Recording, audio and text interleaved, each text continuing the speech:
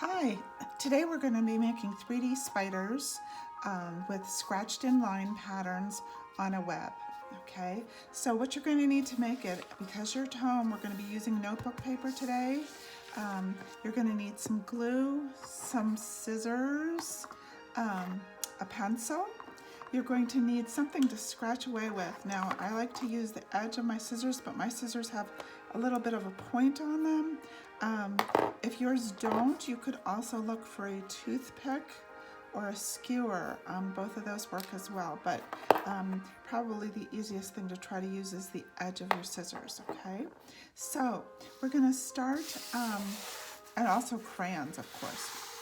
We're going to start with our piece of notebook paper, and we're going to fold it in half like this, holding it the landscape direction. Fold it in half, open it up, and we're going to cut on that fold. It doesn't have to be really fancy. We're just going to cut like that. We're going to put one of the halves aside because that's going to become our web in just a minute. The other side, we're going to again hold landscape. We're going to fold it in half, okay, and we're going to fold it in half again, all right, and this is going to become our spider, just a quarter, okay, so I'm going to open the fold just once, and we're going to use this kind of skinny little strip here for our spider, okay. You can start right away with crayons, or you can use pencil first if you want to. But what we're going to be setting up is the spider's legs and then the body in the middle.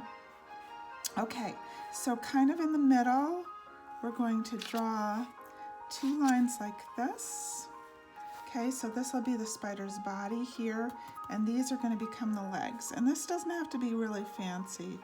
I'm going to draw a long line like this, so putting these two pieces in half, and draw a line like this and like that in each of those halves, because we know spiders have 8 legs, and so we're going to want to be able to have 4 pieces on each side.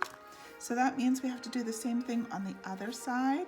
I'm going to draw like this and then split each one of those in half, and it's going to leave me with 1, 2, 3, 4 legs on one side and 1, 2, 3, 4 legs on the other side.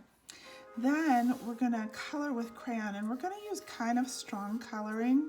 I just did rainbow order here, but you could really literally use any colors you want as long as you're using nice hard coloring and kind of doing them in stripes like this.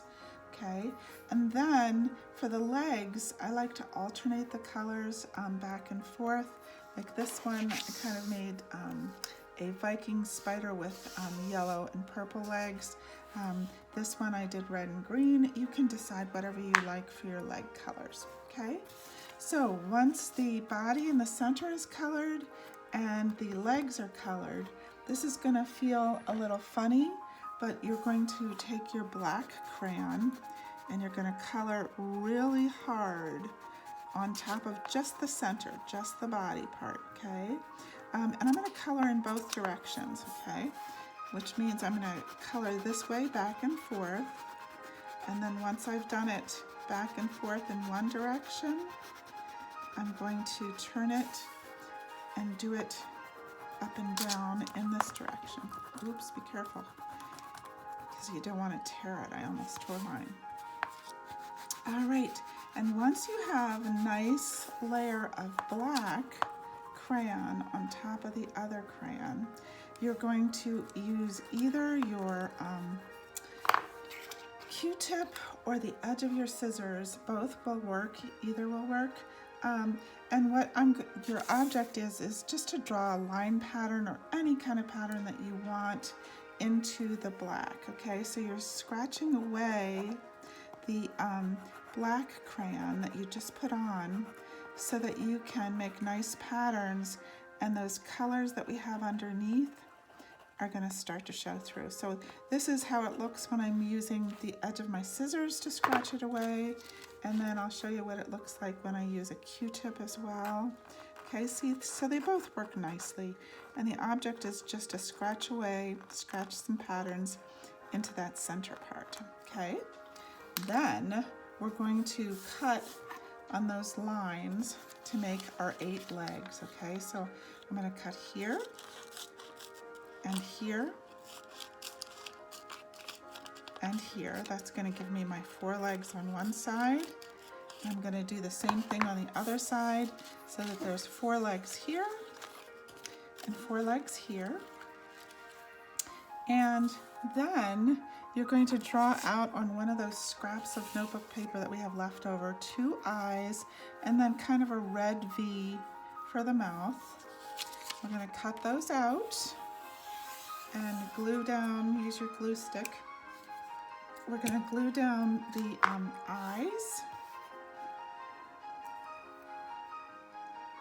for our spider, kind of towards one end like that, and the mouth, okay?